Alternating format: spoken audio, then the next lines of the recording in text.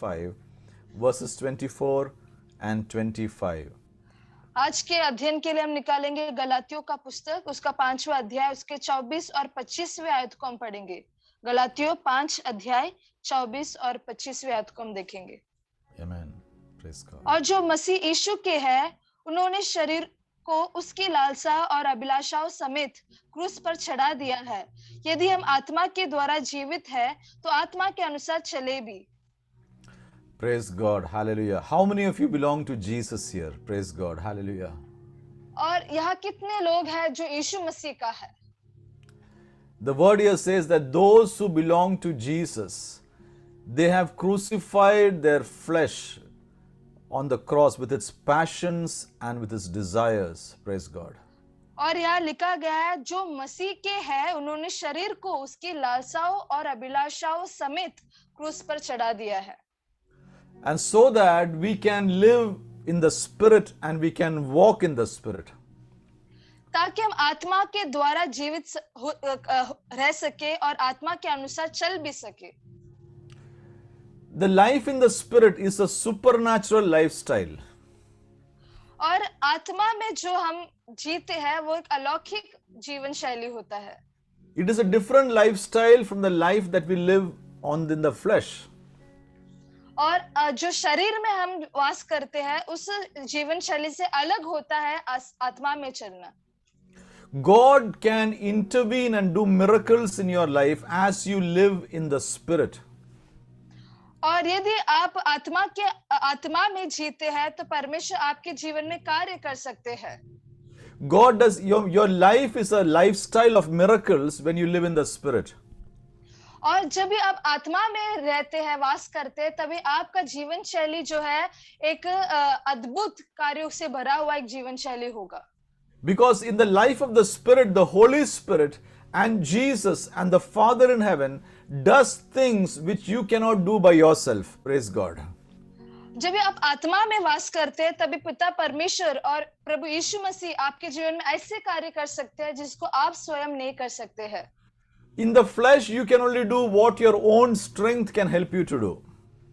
और आत्मा में केवल आप उन बातों को कर सकते हैं जो आपका बल आपको करने का अनुमति देता है। नहीं, आत्मा में नहीं, शरीर में, in the flesh you can only do the things which you can do by your own strength.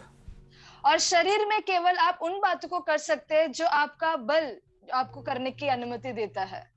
Or what the limit of your experience or your education or your knowledge has got, you can only do things to that limit. और जितना अनुभव आपके पास है, जितना ज्ञान आपके पास है, जितना पढ़ाई आपने किया है, उसके अनुसार ही आप कुछ कार्य को कर सकते हैं।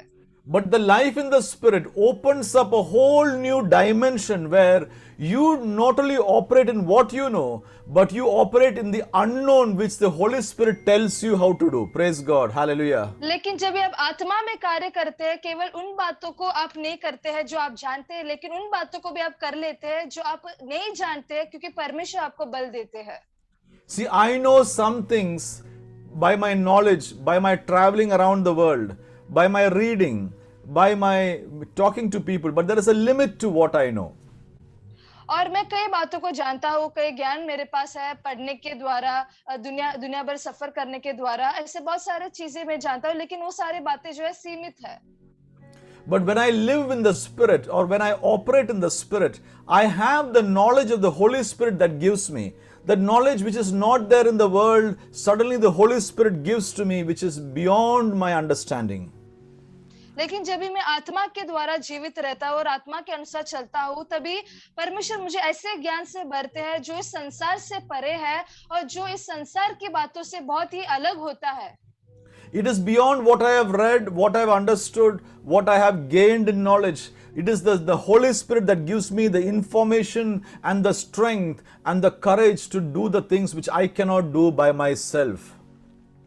और मैंने जो मेरे पढ़ाई के द्वारा या मेरे जो भी समझ के द्वारा जो भी ज्ञान को मैंने प्राप्त किया है, उस ज्ञान से परे होता है और ऐसे ज्ञान से परमेश्वर हमको भर देता है जिसके द्वारा हम परमेश्वर के लिए उस कार्य को कर सकते हैं जो हम अपने स्वयं के बल से नहीं कर सकते हैं। You know that the disciples of Jesus, Peter and James, they were fishermen. हम जानते हैं यीशु मसीह के चेले पतरस और याकूब जो है यीशु मसीह के वो केवल एक मछुए थे। You know, even today, fishermen, they are not educated.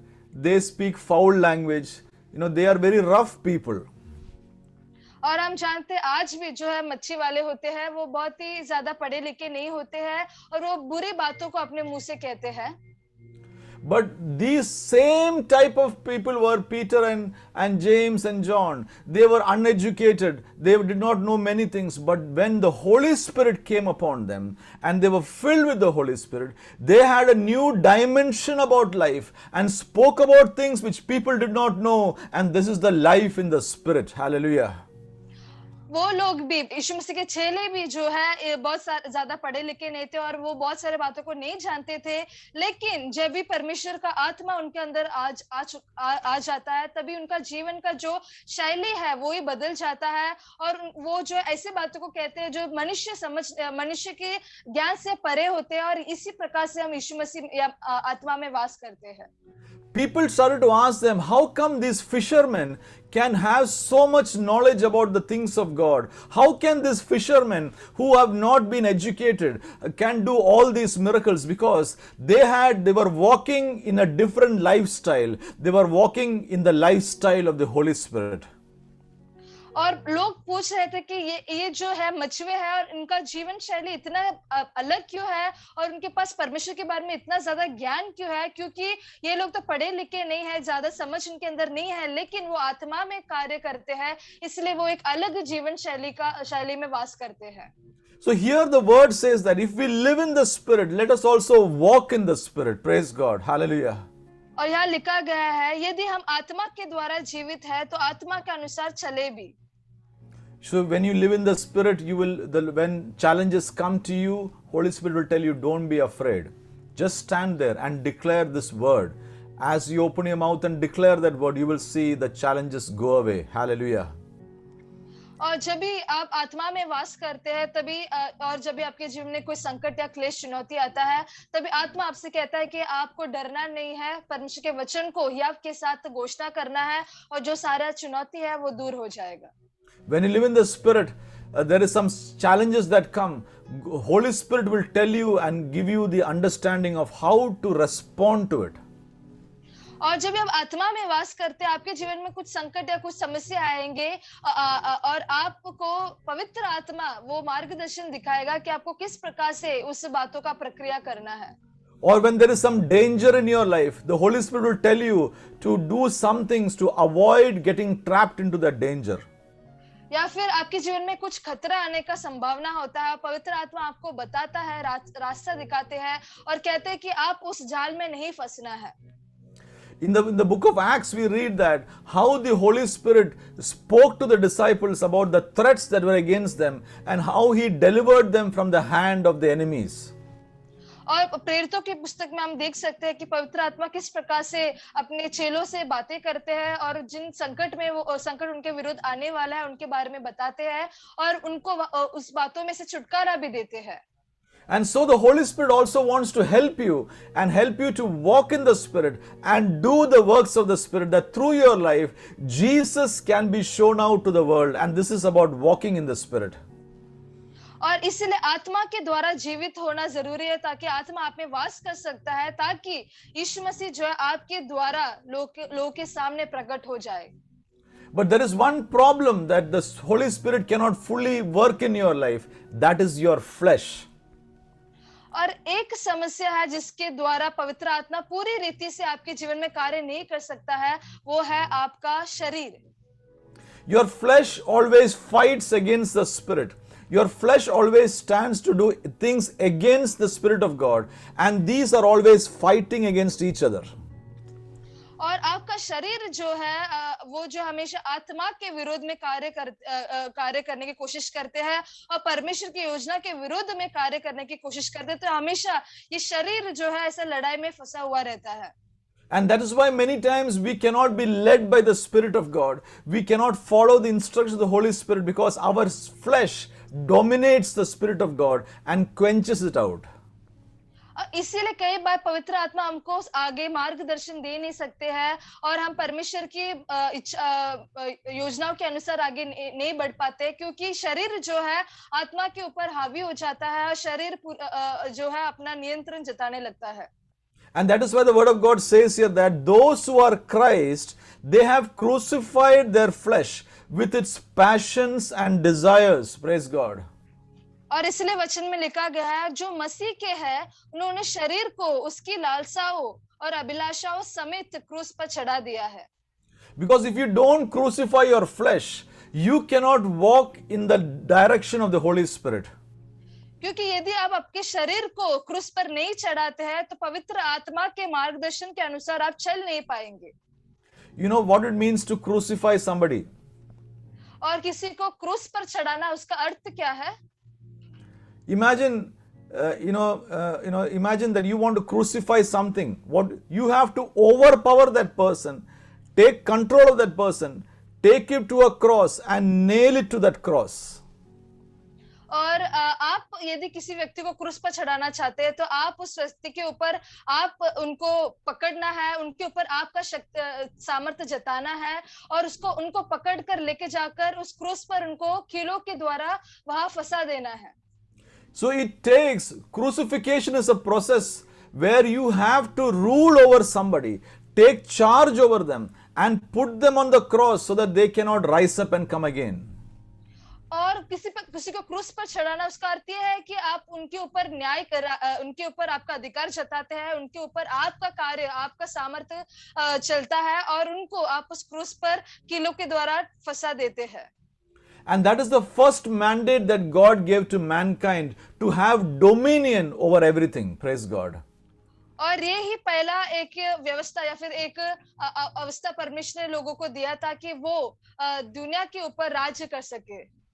If you read the book of Genesis chapter 1 and verses 27, we see that there God blesses man and says, you rule over the fish and everything that moves and have dominion over them. Praise God. और हम जब भी उत्पत्ति उसका पहला अध्याय उसके 27 को आयत को जब भी हम देखते हैं, तभी हम देखते हैं कि परमेश्वर उनसे कहते हैं कि तुम सारे चीजों के ऊपर चीजों को अपने वश में कर लेना है और सारे जीव जंतुओं के ऊपर अपना अधिकार रखना है। I want you to read that verse. Read from Genesis chapter 1 verses 27 if you can read, or 28. Praise God. Yeah, it's 28, Pastor. Yeah, please read that. और परमेश्वर ने उनको आशीष दी और उनसे कहा, फूलो फलो और पृथ्वी में भर जाओ और उसको अपने वश में कर लो और समुद्र की मछलियों तथा आकाश के पक्षियों और पृथ्वी पर रेंगने वाले सब जंतुओं पर अधिकार रखो। See, God told them to have dominion over everything that moves, and you need to keep your authority over everything that moves. Praise God. तो सब रेंगने वाले वस्तुओं के ऊपर अधिकार रखने के लिए परमेश्वर ने उनसे कहा, तो जो भी वस्तु जो जीवित वस्तु है, जो भी वस्तुएं हैं, उनके ऊपर आपको अपना अधिकार रखना है। That was the mandate that God gave to man, the physical mandate. But today we have a spiritual mandate, the same rule of authority and dominion in the spiritual world that God has given to us. Praise God. वो एक भौतिक रीति से, एक भारी रीति से परमेश्वर ने वो व्यवस्था या फिर वो एक अवस्था उनको दिया था, लेकिन आज हम आत्मिक रीति से हमको इस अवस्था में चलना है, हमको आत्मिक रीति में अपना अधिकार को बनाए रखना है। Today you need to have a dominion or rule over your eyes that move, your tongue that moves, your feelings in your heart that moves. You need to rule over those things that move in your life, which is against the will of God. Hallelujah. आपका आंखें जो हिलते हैं, आपके जीभ जो बातों को कहते हैं, आपके हृदय में जो सोच विचार आते हैं, उन बातों को ऊपर आपको अधिकार आज जताना है। Because if you don't rule over these things, they will rule over your life and prevent you from doing what the Holy Spirit wants to do in your life. क्योंकि यदि आप उनके ऊपर अपना अधिकार नहीं जताते हैं तो वो आपके ऊपर अपना अधिकार जताएंगे और पवित्र आत्मा जो आपसे चाहते हैं उन बातों को आप कर नहीं पाएंगे।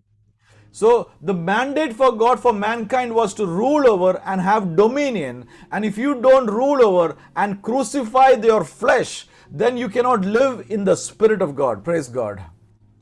और यही परमेश्वर चाहते थे कि मनुष्य के प्रति कि वो सारे जीवों के ऊपर, सारे रेंगने वाले उसके के ऊपर अपना अधिकार रखे। इसी प्रकार यदि आप हम अपने शरीर को यदि हम उस क्रूस पर नहीं चढ़ाते हैं तो हम उस अधिकार को जता नहीं पाएंगे।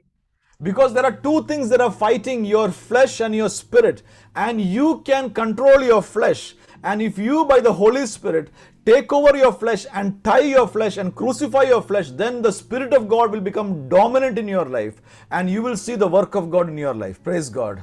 क्योंकि आत्मा और आपका शरीर जो है हमेशा एक दूसरे के विरोध में कार्य करता है, लड़ाई रहता है। और यदि आप उस जो आपकी शरीर की अभिलाषा को आप अपने वश में कर उसको बांध कर उस क्रूस में चढ़ाते हैं तो आप आत्मा जो है आपके जीवन में कार्य कर सकता है। Are you understanding what I am saying today? क्या आप समझ पा रहे हो जिन बातों को मैं आज कह रहा हूँ? Or is it, am I saying something which you don't understand today?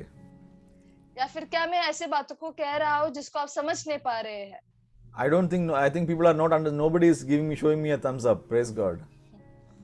और मैं सोच रहा हूँ कि शायद से आप समझ नहीं पा रहे हैं और क्योंकि कोई हाँ नहीं कह रहा। Praise God. I want to remind you that God has called you to live in the Holy Spirit, to live a life in the Spirit.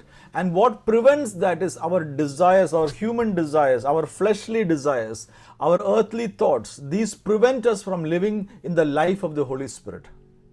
परमेश्वर चाहते हैं कि हम आत्मा के द्वारा जीवित रहे और आत्मा के अनुसार चले, लेकिन हमारे जीवन की अभिलाषा है, जीवन की सोच विचार जो है हमको उन बातों से रोक देता है और परमेश्वर की आत्मा के अनुसार हम चल नहीं पाते हैं। And the way that the word of God says that you have to crucify your flesh with your passions and desires so that you can live a life in the Holy Spirit. Praise God. वचन में लिखा गया कि हमको शरीर को उसके अभिलाषाओं और लालसाओं के साथ ही क्रूस पर चढ़ाना है ताकि हम आत्मा के अनुसार चल सके। So what you feed, if you feed your flesh will become strong. If you feed your spirit will become strong. Praise God. और तो आज देखना है कि आप किसको ज्यादा भोजन दे रहे हैं। यदि आप अपना शरीर को ज्यादा ध्यान देते, भोजन देते तो आपका शरीर जो है बलवंत होगा। यदि आप अपने आत्मा को ज्यादा भोजन देते हैं, ध्यान देते हैं तो आपका आत्मा बलवंत होगा। So if your flesh is strong, what happens? Your life will be full of confusion. Your life will be full of, after some time you'll feel, you're enjoying your life. You're saying, I'm enjoying my life. But your life is full of failures, of destruction, of hatred, of anger, and towards the end it is a life of death. और हम जो शरीर में वास करता है वो व्यक्ति जो है अपने जीवन में हमेशा एक भ्रम में, एक उलझन में पड़े रहते हैं। वो जो है कहते होंगे कि मैं मेरे जीवन का आनंद उठाता हूँ, लेकिन उनके जीवन में हमेशा दुख की अवस्था है, पराजय की अवस्था है, क्रोध, ईर्ष्या, इन सारे बातों को हम देख सकते हैं और अंत में वो मृत्यु की ओर जाते हैं। If you are feeling, when you wake up in the morning, you are feeling constantly, you are feeling depressed. Constantly you are feeling tired. You are feeling like giving up. You are feeling like, I'm getting angry very fast. Check your life. There is some doors in your life that is open where the flesh is active in your life. Praise God. यदि आप सुबह उठते हैं और आप देखते हैं कि आप बहुत ही जल्दी आप दुखी हो जाते हैं, निराशा में फंस जाते हैं, आप बहुत ही जल्दी क्रोधित होते हैं और सोचते हैं कि मैं इसको छोड़ देता हूँ, और तभी आपको समझना है कि आपके जीवन में ऐसे कुछ द्वार है जो शैतान ने खोल के रखा है और उसके द्वारा आप शरीर की अभिलाषा में फंसे हुए हैं। Because the life in the spirit, on the other hand, is peace and joy. Praise God.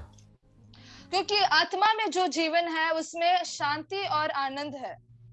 The word of God says in Romans chapter 8 and verses 5 that, read Romans chapter 8 verses 5, praise God, that says that those who live in the flesh, they set their minds on the things of the flesh.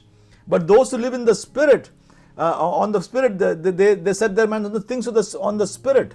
And to be carnally minded is death, but to be spiritually minded is life and peace. Praise God. हम रोमी उसके 8वें अध्याय उसके 5 और 6वें आयत को हम पढ़ेंगे।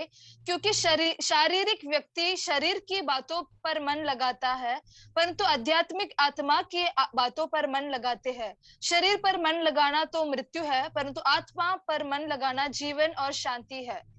Praise God. If you put your focus on your flesh, feeding the desires of your flesh, feeding the passions of your flesh, feeding all the things that you're seeing, the things that come on Facebook, the things that come on TikTok, the things that come that you're watching constantly, which is against the will of God, you are feeding yourself with death.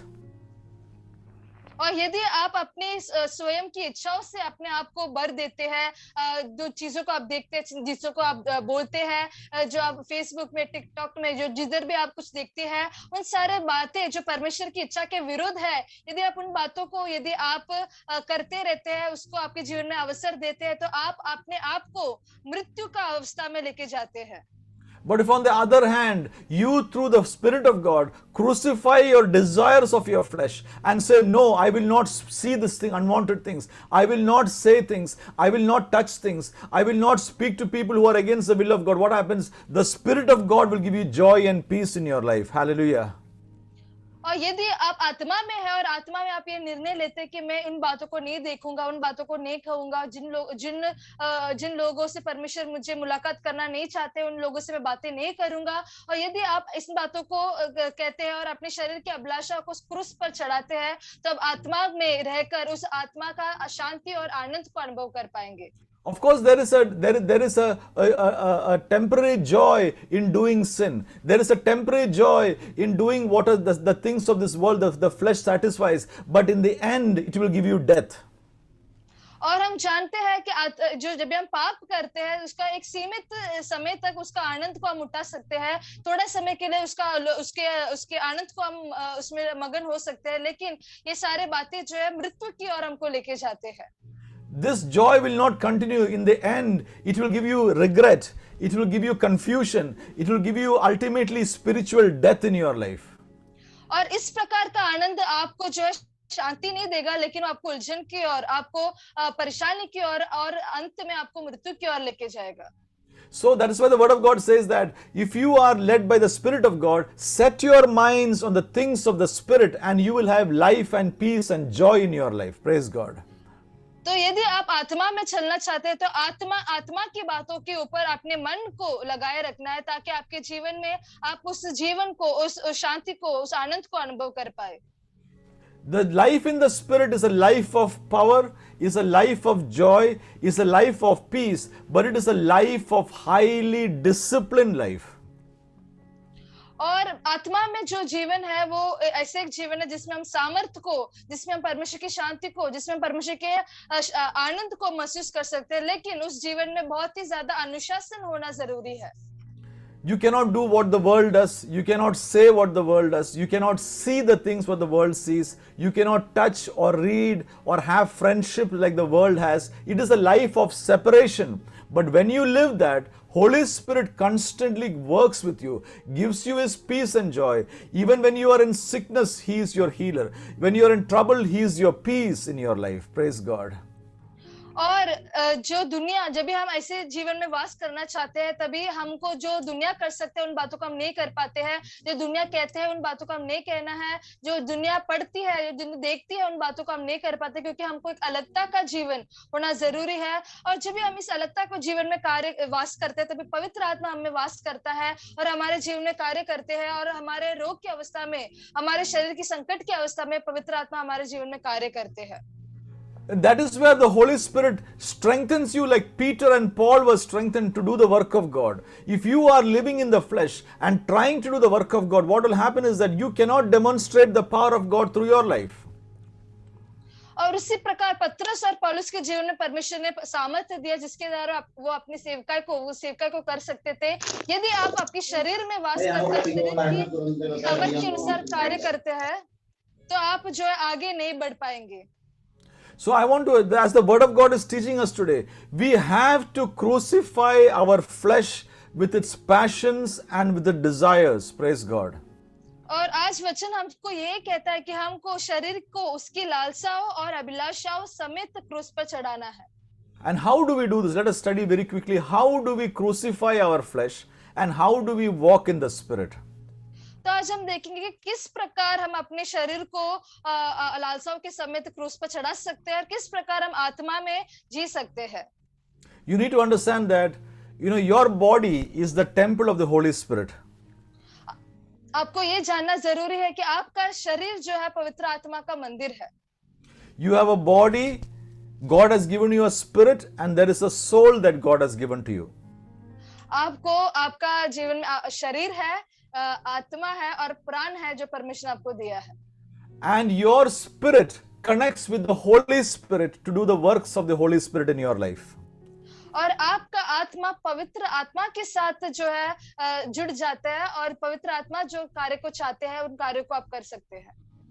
But when you do the works of the flesh, what happens is that your spirit gets corrupted and your soul is influenced, and it cannot connect with the Holy Spirit to do the work of the Lord, which what the Holy Spirit wants to do.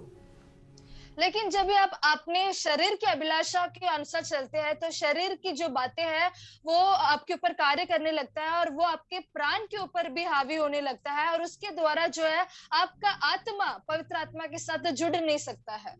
Although your spirit wants to connect with the Spirit of God and do the things of the Spirit, your flesh is constantly forcing that and subduing that so that your spirit cannot connect with the Spirit of God.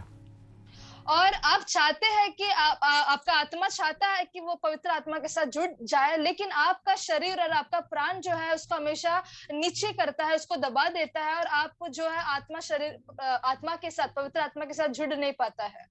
And the only thing that the Word of God says that you have to put it to death, your flesh. और केवल एक ही बात परमेश्वर का वचन कहता है कि हमको शरीर की बातों को मार देना है. And how do we do this is the question. उसको हम कैसे कर सकते हैं, यही हमारा प्रश्न है. Praise God. Number one, that acknowledge the power of the Holy Spirit that is with you. Number one thing is that you need to know that the Holy Spirit is with you and He will give you the strength and the grace to do this. तो सबसे पहला बिंदु यह है कि पवित्र आत्मा का सामर्थ्य को हमको अंगीकार कर लेना है. आपको ये जानना है कि पवित्र आत्मा आपके साथ है और पवित्र आत्मा आपके जीवन में कार्य कर सकते हैं. Holy Spirit is a mighty person that can strengthen you to help you to overcome the desires of your flesh. और पवित्र आत्मा एक शक्तिमान परमेश्वर है और जिसके द्वारा आप जो है परमेश्वर की इच्छा को कर सकते हैं और शरीर की अभिलाषा को रोक सकते हैं. Acknowledge the presence of the Holy Spirit in your life and say, Holy Spirit, I thank you because you are in my life. Praise God. और पवित्र आत्मा का उपस्थिति को आप अपने जीवन में अंगीकार करना है और परमेश्वर से आत्मा से कहना है कि परमेश्वर आप मेरे साथ हैं, ये मैं विश्वास करता हूँ. First of all, stop watching, seeing and doing the things which is against the will of God. सबसे पहला उन बातों को देखना और उन बातों को करना जो परमेश्वर की इच्छा के विरोध है, उन बातों को आप रोकना है. The thoughts that come to your mind about sin, stop thinking about those things. Do not give place in your mind for sin to come and think about it. Don't allow it to come and think. और ऐसे सोच विचार जो पाप के बारे में होते हैं, उन पाप के सोच विचार को आपको आपके जीवन में आने के लिए, मन में आने का अवसर नहीं देना है, उसको आपको दूर करना है. And when the thought comes, you can say, Holy Spirit, help me. I crucify this in the name of Jesus. और जब ऐसा विचार आता है तभी आप पवित्र आत्मा से कहना है कि परमेश्वर मुझे सहायता कीजिए और मैं इस विचार को उस क्रूस पर चढ़ाना चाहता हूँ. And what kind of thoughts are you crucifying? Thoughts of adultery, thoughts of hatred, thoughts of jealousy, thoughts of rebellion, thoughts of which is against the will of God. All these thoughts you have to crucify it on a daily basis every day. और किस प्रकार के विचारों को आपको उस क्रूस पर चढ़ाना है? व्यभिचार का विचार, क्रोध का विचार, ईर्ष्या का विचार, जलन का विचार या कोई बलवे का विचार जो है, इन सारे विचार को आपको उस क्रूस पर चढ़ाना है.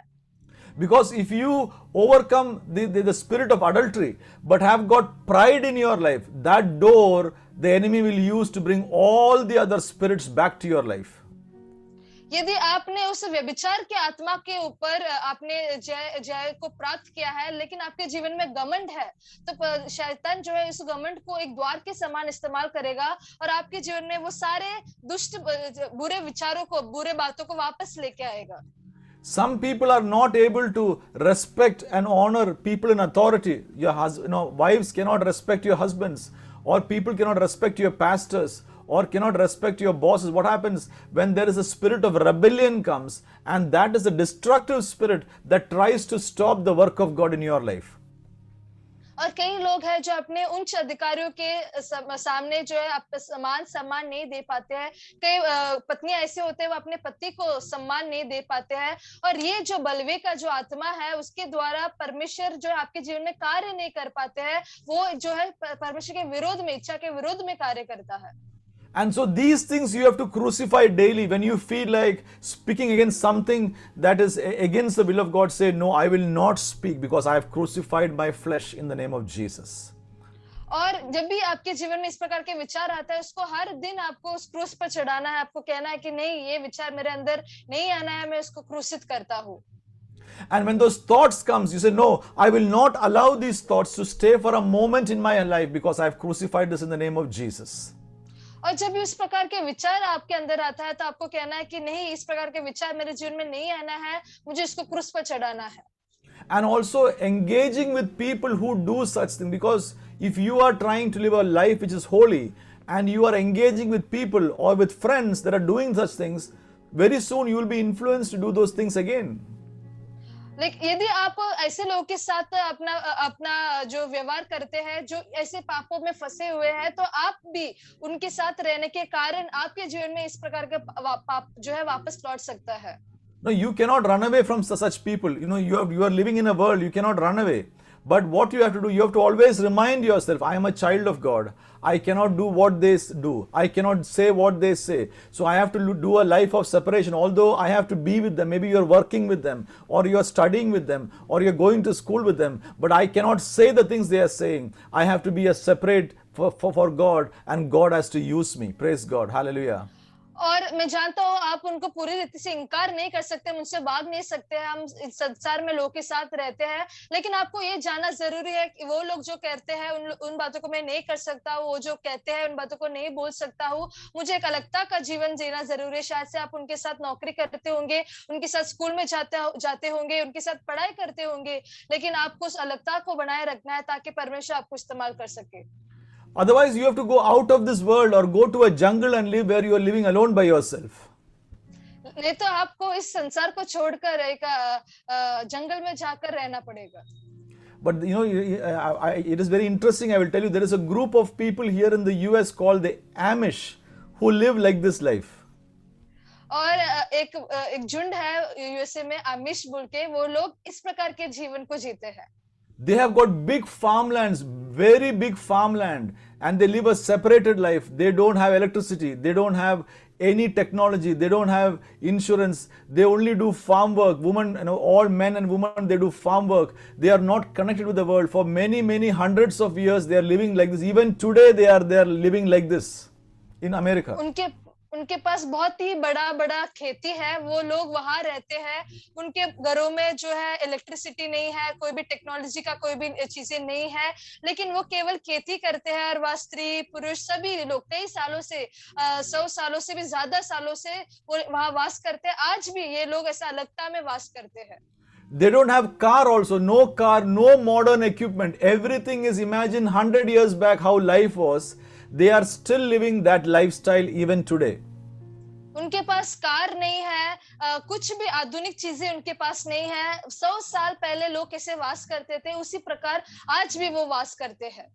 But they want to live this because they want to live a separated lifestyle, only serving God. लेकिन उनको ऐसा जीवन जीना जरूरी लगता है क्योंकि वो अलगता में परमेश्वर को सेवा करना चाहते हैं।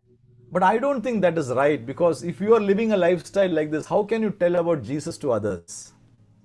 मैं नहीं समझता कि ये सही है, क्योंकि यदि आप वैसा एक जीवन को जीते हैं तो आप दूसरों को यीशु मसीह के बारे में कैसे बता सकते हैं? That is a very selfish lifestyle. वो एक स्वार्थी जीवन शैली हो जाता है। But we want to live a life among the people, but at the same time be separated for God and do the work of God. Praise God. Hallelujah. हमको लोगों को बीच में वास करना है, उसी समय हमको एक अलगता में परमेश्वर के साथ वास करना है। Praise God. Peter and Paul and James, they did not go to the mountains and live a lifestyle like this, but they lived among the people and they served there and did the work of God. Praise God.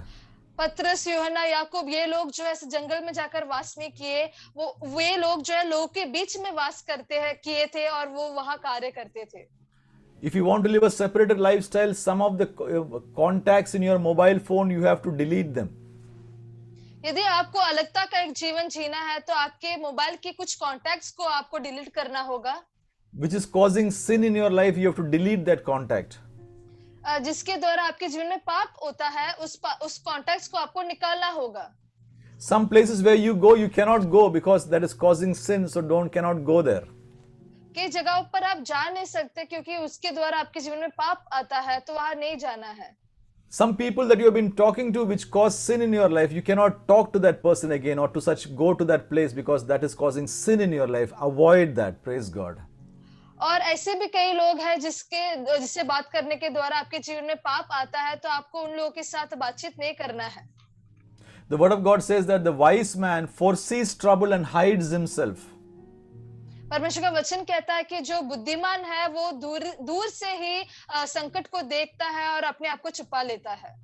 Or if you know that such and such person, if I talk to him, if I talk to this lady, or if I talk to this man, sin can affect my life, don't go there. Stay away from that place.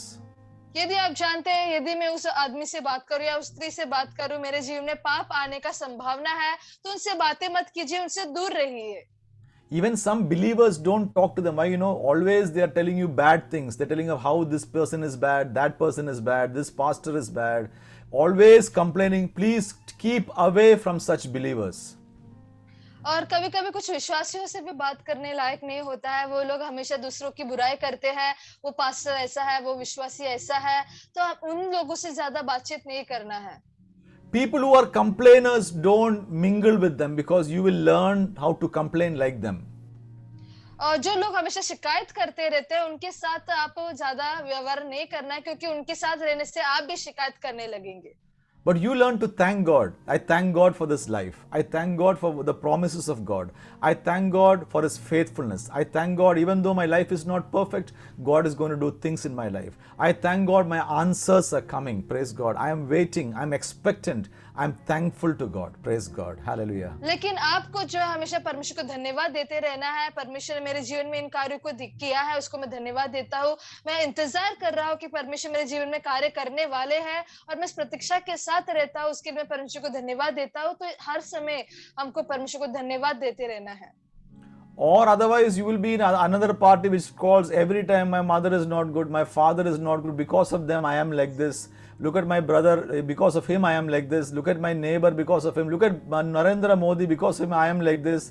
Look at our country, always complaining for everything, including your life, you are complaining. नहीं तो हम दूसरे विभाग में पढ़ते हैं जो हमेशा दूसरे लोगों का शिकायत में इस प्रकार से कहते हैं कि मेरे माता के कारण, मेरे पिता के कारण मैं ऐसा है, मेरे भाई को तो देखो उसके कारण मैं ऐसे हो गए, मेरे पड़ोसी की वजह से मैं ऐसे हूँ, या फिर मैं हमारे प्रधानमंत्री के वजह से, या फिर हमारे देश की वजह से मैं ऐसा हो चुका हूँ। हमेशा वो लोग दूसरों के ऊपर अपना दोष लगाते हैं, वो स्वयं के जीवन के भी बारे में शिकायत करते हैं। Rather you can say, through Christ I can do all things through the power that He gives me in my life. Praise God. Hallelujah. और उसके बदले में आप इस प्रकार से कह सकते हैं, परमेश्वर जो मुझे सामर्थ्य देते हैं उसके द्वारा मैं सब कुछ कर सकता हूँ। So keep away from things. Stop saying things. Stop doing things. Stop practicing things. Stop watching things that is against the will of God. So उन बातों को करना बंद कर देना है जो परमेश्वर की इच्छा के विरोध में है, जिसको जो बातें देखना नहीं इसको नहीं देखना, जिसको बोलना नहीं इसको नहीं बोलना है, जिसको करना नहीं है इसको नहीं करना है। So that is how you kill or crucify your flesh. और उसी प्रकार से आप जो है आपके शरीर को मारते हैं और या फिर उसको क्रूस पर चढ़ाते हैं। And often you go to take fasting because without fasting you cannot crucify your flesh. और हमको लगातार जो है उपवास में बैठना है, क्योंकि उपवास के बिना हम जो है अपने शरीर को क्रूस पर चढ़ा नहीं सकते हैं। Very often you have to fast. Don't wait for your church to fast. Once in a while 7-day fasting, once in a while 3-day fasting, once in a while 21-day fasting. Because if you don't fast, you cannot overcome this life of the flesh, because you need the grace of God to live the life in the supernatural life in the spirit. हमको बहुत ही ज्यादा उपवास में हमारे जीवन को बिताना है। केवल जब भी कलीसिया में उपवास होता है तभी नहीं, लेकिन स्वयं से, खुद से एक दिन का या 3 दिन का या 7 दिन का या फिर 21 दिन का उपवास में हमको बनाए रहना है, क्योंकि इसके द्वारा ही हम उस अलौकिक रीति से अपने जीवन को पवित्र आत्मा में वास कर सकते हैं। Or always, if you're keeping eating so much, your spirit, your flesh is becoming fatter, your spirit man is becoming thinner and dying. या फिर आप हमेशा खाते रहते हैं, उसके द्वारा आपका शरीर जो है और भी ज्यादा मोटा होता है, और भी ज्यादा मोटा होते रहता है, और उसके द्वारा आपका आत्मा जो है वो पतला हो जाता है और आखिर में मर जाता है। You know, we are eating so much, especially our Indian people, we spend so much time for cooking, always cooking. और हम बहुत ही ज्यादा खाते हैं, खासतौर से भारतीय लोग जो है, भारतीय इंडियन लोग जो है ज्यादा समय खाना बनाने में बिताते हैं। Cooking, cleaning, eating. This is going around the clock. खाना बनाना, सफाई करना, खाना खाना, यही बातों को हम बार बार करते रहते हैं। So we have to learn to take some time of fasting, because fasting helps us to avoid these things and to tell ourselves that man shall not live by bread alone but by every word that proceeds from the mouth of God. तो हमको कुछ समय अलग कर उपवास में परमेश्वर के सामने बैठना है और ये कहना है कि मनुष्य केवल रोटी से नहीं, लेकिन परमेश्वर के मुख से निकले हुए हर एक वचन के द्वारा जीवित रह सकता है। This is how you crucify the flesh. Now, how do you live in the Spirit? Living in the Spirit starts with, number 1, acknowledging the Spirit. Number 2, doing the written will of God through the Word of God. और इसी प्रकार से आप परमेश्वर के आत्मा में चल सकते हैं। और किस प्रकार से हम आत्मा में और चल सकते हैं, मैंने पहला बिंदु कहा कि सबसे पहला पवित्र आत्मा की उपस्थिति को आपको जानना है, उसको पहचान लेना है, और उसके बाद जो वचन में परमेश्वर ने आपके इच्छाओं को लिखा हुआ है उस बातों को आपके जीवन में करना है। Word of God says, don't say bad things, don't touch bad things, don't be with bad people. Do that. Do the simple things what God tells you to do. परमेश्वर का वचन में कहता है कि बुरे बातों को नहीं करना है, बुरे बातों को नहीं बोलना है, बुरे लोगों के साथ व्यवहार नहीं करना है।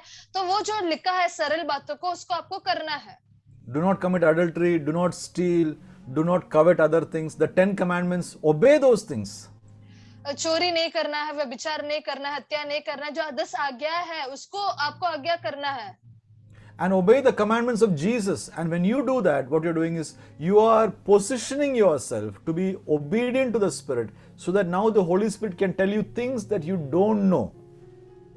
और यीशु मसीह ने जिन बातों को सिखाया है उसको पूरा करना है। जब भी आप इन बातों को करते रहते हैं तभी आप जो है अपने आप को ऐसा ढाल देते हैं जिसके द्वारा पवित्र आत्मा आपको ऐसी बातों को बताएंगे जो आप नहीं जानते हैं।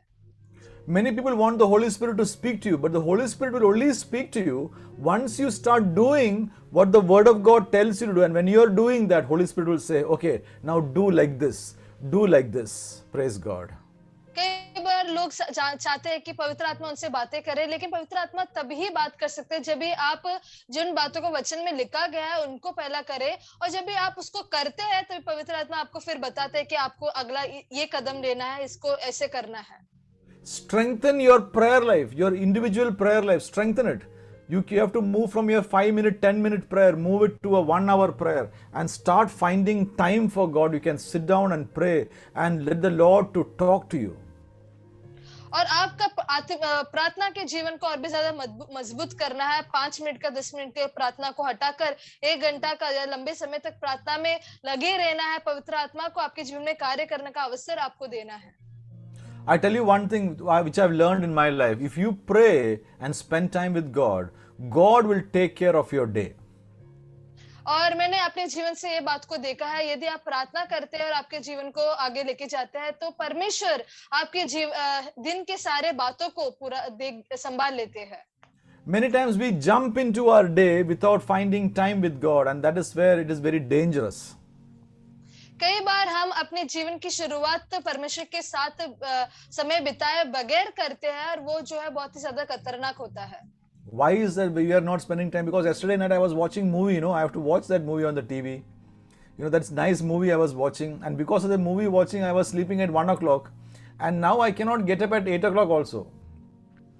और आप समय क्यों नहीं बिता पाते हैं? कल रात को मैं मूवी देख रहा था, वो मूवी बहुत ही अच्छा था, उसको देखना था, उसकी वजह से 1 बजे को मैं सोया और उसके कारण मैं सुबह 8 बजे भी नहीं उठ पाता हूँ। And now I don't have time. I have to go to work. No, I have to, Pastor, I don't have time. I have to go to work. I am just getting up, brushing my teeth, not even eating breakfast, not even combing my hair properly, running to work. और पर उसके बाद जो है 8 बजे उठकर मुझे काम में जाना है ना पास्टर, मैं खाना भी नहीं खाता हूँ, जल्दी उठकर दांत ब्रश करता हूँ और बाल को भी टिक नहीं करता हूँ, वैसे ही भागता हूँ। And there also, today my train is late. I am very angry. I reach the office. My boss is shouting, "Oh, my life is a mess. I just want to die." और उसके ऊपर से मैं वहां जाता हूँ, मेरा train जो है लेट हो जाता है, बॉस मेरे ऊपर चिल्लाता है, ये सारा चीजें मेरे जीवन में आता है, मुझे मरना है। Oh, I am so tired of my life. मैं मेरे जीवन से थक चुका हूँ। But if you get up in the morning, spend time with the Lord, seek His face, ask Him for His strength, you are full of joy. Praise God. Hallelujah. लेकिन यदि आप सुबह उठते हैं, परमेश्वर के सामने जाते हैं और परमेश्वर से उस सामर्थ्य की मांग करते हैं और परमेश्वर आपके साथ रहता है। This is a disciplined life. और ये है एक अनुशासन का जीवन। And it requires discipline and the help of the Holy Spirit to live a life in the Spirit. और अनुशासन और पवित्र आत्मा का सहायता जरूरी है ताकि आप आत्मा में वास कर सके।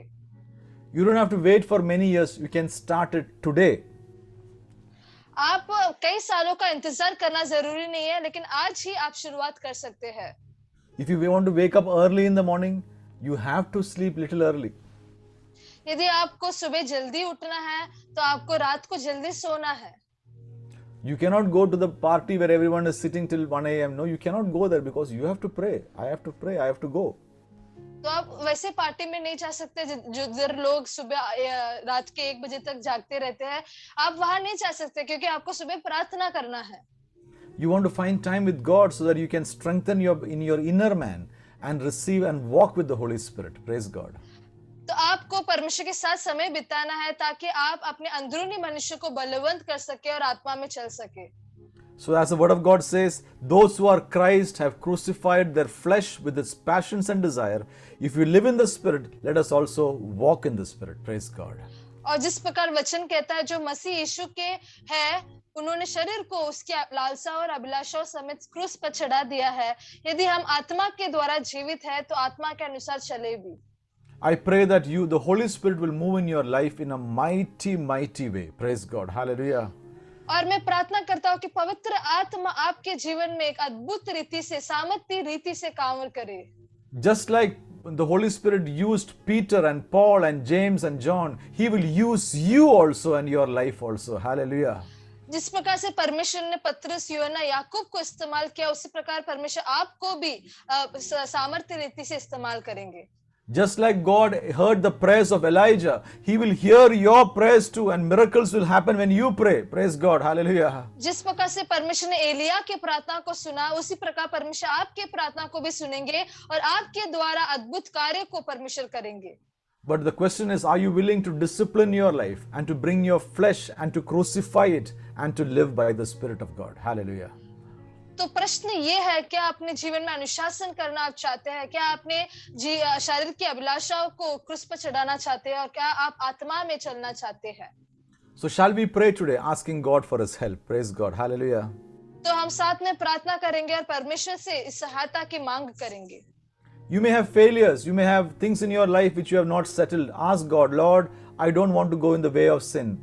Help me to run away from sin, but to live for you. With my only desire, Lord, is for you. Praise God. और आपके जीवन में आप कुछ चाहते होंगे कि आप कोई गलत रास्ते में ना जाए, आपके जीवन में पराजय की अवस्था होगी, लेकिन आप परमेश्वर से कहना है कि परमेश्वर, मैं नहीं चाहता कि मैं गलत रास्ते में जाऊं या फिर पाप में जाऊं, आप मुझे छुटकारा दीजिए। Some of you, it is a time for you to take some extended time of fasting and praying so that the Lord will strengthen you. Praise God. Hallelujah. और कई लोगों के लिए ऐसा समय आ चुका है कि आप कुछ लंबे समय के लिए उपवास करें, प्रार्थना करें। Some of you, it is time that to discipline your flesh, don't give it food. That is the only way to get the attention of your flesh. और कई लोग जो है आपके शरीर को ज्यादा मजबूत करते हैं, लेकिन उसको आपको वश में करना है। एक ही रास्ता है कि आप अपने शरीर को ज्यादा भोजन नहीं देना है। And when you do that, and with the help of the Holy Spirit, you can learn to overcome the flesh, the thoughts of the flesh, the evil desires, and learn to live by the leading of the Holy Spirit. Praise God. Hallelujah. और जब भी आप इन बातों को करते हैं तभी आप आत्मा में वास करते हैं, आत्मा में चल सकते हैं और शरीर की अभिलाषाओं को रोक सकते हैं और आत्मा के अनुसार आप चल पाएंगे. Rabba shike beresete rebeke meneti arabase. Hallelujah. Come on, open your mouth and start praying. Hallelujah. Riba sheke bereti aramase. Hallelujah. Roto roko be she menete rekia baseke riba sheke riba se rebese. Hallelujah. Jesus, help us, Lord, we pray. Hallelujah. यीशु मसीह आप हमको सहायता कीजिए, ऐसे हम प्रार्थना करते हैं.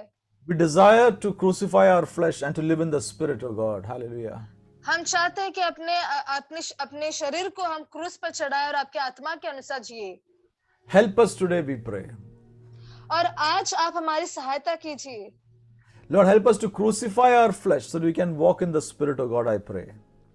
हमारे शरीर को क्रूस पर चढ़ाने के लिए आप सहायता कीजिए ताकि हम आत्मा के अनुसार चल सके. We ask you for your grace and for your blessings. और आपकी कृपा के लिए और आपकी आशीष के लिए हम मांगते हैं. And for that we submit ourselves, Lord, and we pray that you will strengthen us, God. और इसीलिए हम अपने आप को आपके सामने समर्पित करते हैं और आप हमको सामर्थ दीजिए. Let the power of the Holy Spirit move mightily in our lives, O Lord. और पवित्र आत्मा का सामर्थ और भी ज्यादा सामर्थ से मेरे जीवन में कार्य करने पाए. In Jesus' name we ask and we pray. Amen. यीशु मसीह के नाम से हम मांगते हैं और प्रार्थना करते हैं. आमीन.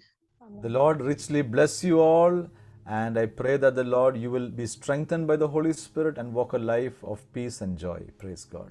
परमेश्वर आप सभी को बहुत से आशीष करे और आत्मा के सामर्थ्य में आप अपना जीवन जी सके.